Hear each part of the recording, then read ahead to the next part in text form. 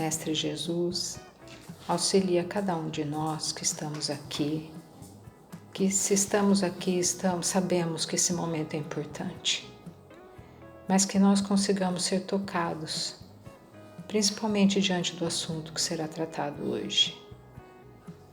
Que nós sejamos tocados nos nossos sentimentos, na nossa confiança em Jesus, pois eu acredito que todos nós confiamos que o que Jesus falou, o que Jesus trouxe é a pura verdade.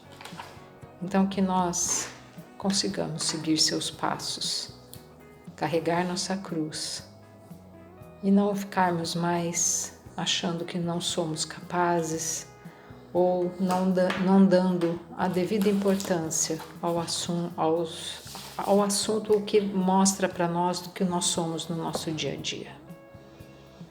Que nós sejamos extremamente tocados e intuídos nessa noite para as reflexões que esse Evangelho nos trará sejam eficazes na mudança de novas, na nossa modificação, que nós busquemos realmente novas escolhas e novas ideias. Que assim seja. Capítulo 9. Bem-aventurados os que são dóceis e pacíficos. Nós vamos continuar conversando sobre a cólera. Hoje nós vamos falar do item 10. Segundo a ideia muito falsa de que não se pode reformar sua própria natureza, o homem julga-se dispensado de fazer esforços para corrigir os defeitos em que se compraz voluntariamente. Isso lhe exigiria muita perseverança. É assim, por exemplo, que o homem inclinado à cólera quase sempre se desculpa por seu temperamento. Em vez de se considerar culpado, atribui a falta a seu organismo, acusando assim a Deus dos defeitos que são dele.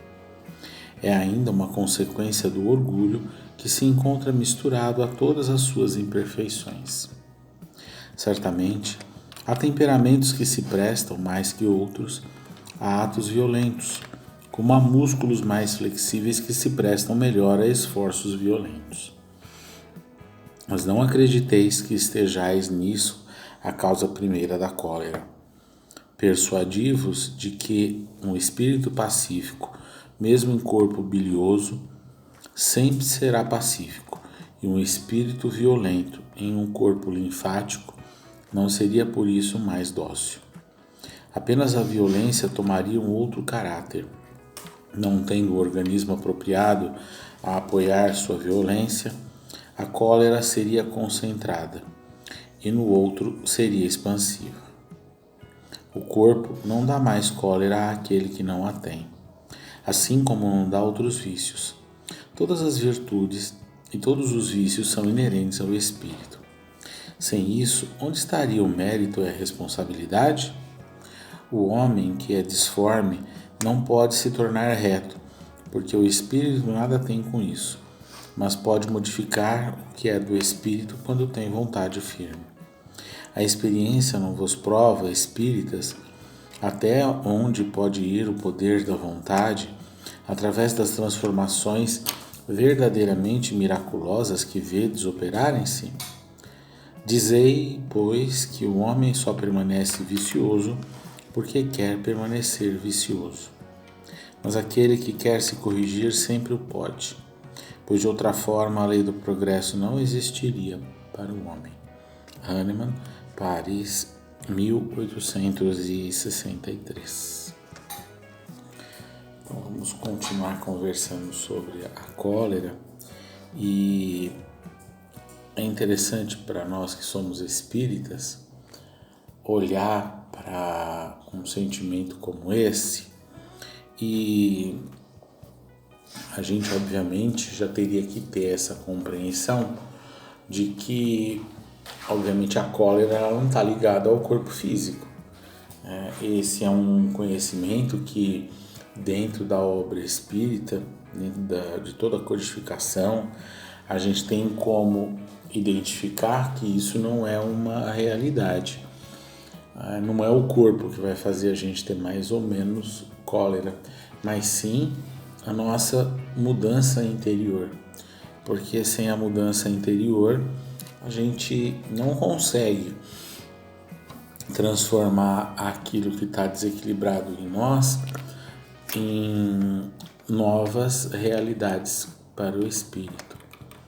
Então, quando Hahnemann traz isso para nossa reflexão, eu vejo a importância da doutrina espírita já no esclarecimento de coisas que são tão simples como essa distinção, né, de aonde a cólera ela reside, para que aí a gente possa avançar no entendimento de aonde a gente tem que tratar a cólera, né? Ele coloca aqui muito claro para nós, e a gente muitas vezes ignora que a gente tem todas as condições para fazer essa modificação, fazer essa transformação, desde que a gente obviamente direcione os nossos recursos mentais para essa ação.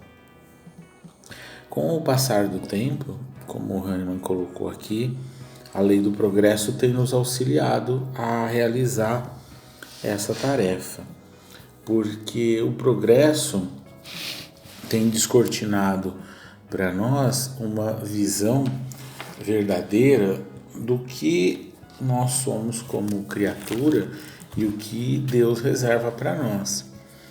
E a doutrina espírita, ela é fruto dessa lei de progresso, porque quando Jesus fala que vai nos enviar o Consolador prometido, a gente tem que entender que na época a gente não tinha condição de entender tudo que ele falou. E se a gente não tinha e passou a ter, houve um progresso.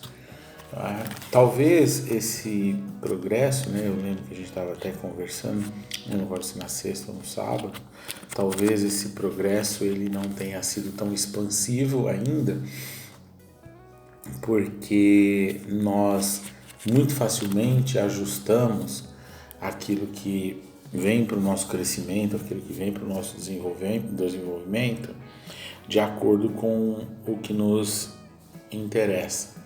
E às vezes não nos interessa o esclarecimento. Às vezes, como ele coloca aqui, a gente quer permanecer no vício, a gente sustenta ele, porque a gente ainda não consegue ir no cerne daquilo que é a real causa daquilo que eu estou vivenciando como espírito. Porque se encolerizar é um processo vicioso. Todo desequilíbrio ele acaba gerando um processo vicioso para a criatura. E é interessante que se a gente parar para observar, a gente olha para a nossa realidade como espírito e ignora, né, que a gente muitas vezes ainda se compraz naquilo que é funesto. Então, se a gente não se debruçar sobre essa aceitação da nossa realidade espiritual, nós não vamos progredir, como ele está colocando aqui. Nós, como cristãos, passamos por muitas etapas deste estabelecimento para nós sermos chamados de cristãos. E com o passar do tempo, a gente cometeu equívocos como cristãos, onde a gente muitas vezes quis impor para todos, o nosso credo, esse nosso entendimento. Quando a doutrina espírita ela vem resgatar todos nós e nos ensina que a criatura ela tem que vir com as próprias pernas. A doutrina espírita, muitas pessoas não compreendem isso, e a gente quer arrebanhar multidões. E isso não existe no âmbito da doutrina espírita, porque para você se tornar espírita, você tem que estar preparado para ser verdadeiramente espírita. Porque se dizer espírita é uma coisa, mas ser espírita é outra coisa. É a mesma coisa que a gente está conversando com relação à cólera. Eu posso dizer que eu não sou colérico, mas as minhas ações vão demonstrar se eu sou ou não. Então, quando a gente recebe os estímulos, as influências do mundo que a gente está inserido, principalmente nós que estamos encarnados, mostram esses estados mentais que às vezes eles estão encapsulados por um verniz social, encapsulados por alguma limitação no ambiente que faz com que a gente não expresse isso, mas que basta algo que toque no ponto certo para que a gente realmente mostre a nossa verdade como espírito. Então, esse trabalho é um trabalho importante para todos nós de buscar a verdade e não simplesmente, nos alegarmos como conhecedores da verdade, nós nos alegarmos como dóceis, como pacíficos, porque a gente como espírito, se a gente não percebe, quem está no nosso entorno percebe quem nós somos. Então, não adianta a gente falsear essa visão de nós mesmos. Quando a gente faz isso, a gente está, na verdade, postergando as possibilidades que a gente tem como espírito de progredir, Porque quando a gente está no âmbito da ilusão, da ilusão da gente concluir algo que não é uma verdade sobre nós, a gente vai ter que passar pelo processo de desconstrução disso. E esses processos, eles retardam o nosso progresso, eles nos causam dor.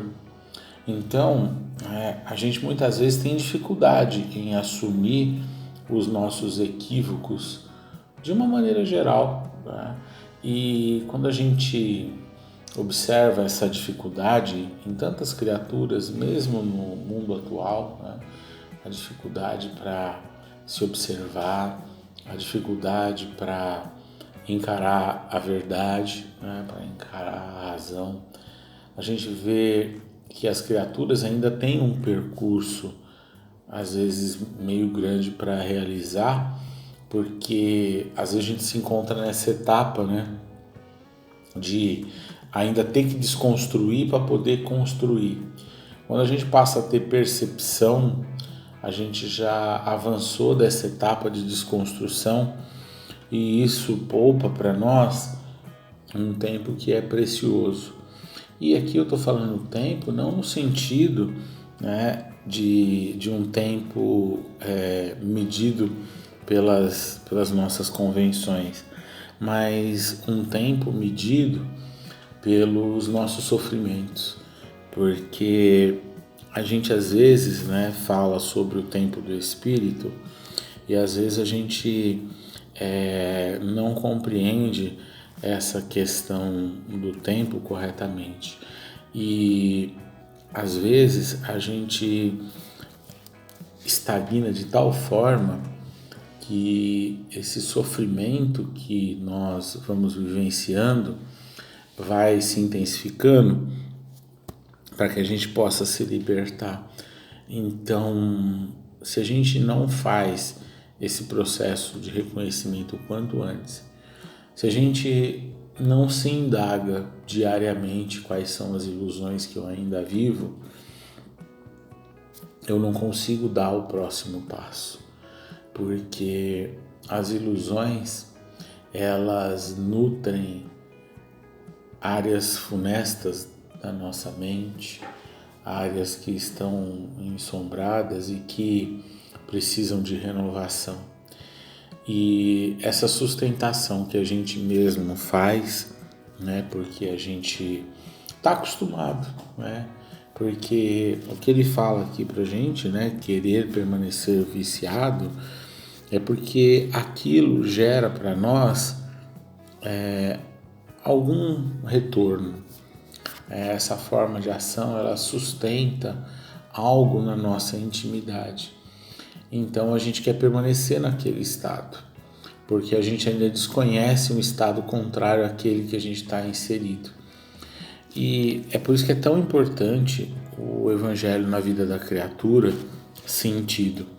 Porque quando a gente vai sentindo essas vibrações desse conteúdo, essas vibrações que a doutrina espírita amplifica, a gente começa a ter um vislumbre da vida futura que, sem esse auxílio, nós, nesta época moderna, nós não temos outra alternativa para identificar. Então, é extremamente importante, porque a gente tem adoecido fisicamente em virtude desse adoecimento do espírito, mas muitas vezes a gente, até a própria doença, a gente sustenta ela, mantém ela, porque ela passa a ser para nós um motivo, né, um motivo de desculpas, um motivo de agrado, né, onde a gente pode se vitimizar, onde a gente pode muitas vezes receber uma atenção, porque nós muitas vezes não sabemos, né, olhar para isso e ver que é um processo realmente dolorido para nós, é um processo que só nos retém, né, só nos trava. Então que a gente olhe para a cólera da forma correta. E acho que uma proposta boa mesmo para nós é começar a procurar no nosso dia a dia, procurar não só no dia a dia, mas nessa nossa história atual, aonde se encontram esses desequilíbrios, porque a gente com certeza encontrando eles, a gente vai conseguir trabalhar eles e fazer essa transformação que ele está propondo para todos nós.